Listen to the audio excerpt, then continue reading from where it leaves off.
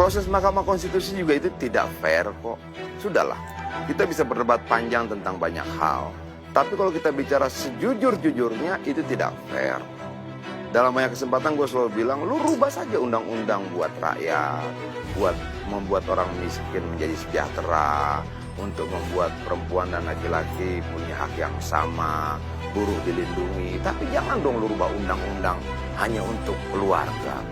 Tolonglah. Kalau gue ketemu Jokowi bilang, tolonglah Pak Presiden. Tidak ini ujung kekuasaanmu. Tidak dengan cara seperti ini kau mengakhirinya. Dulu dia selalu bilang, saya menghormati konstitusi. Saya menghormati konstitusi. Terus ini berubah gitu. Rakyat tahu.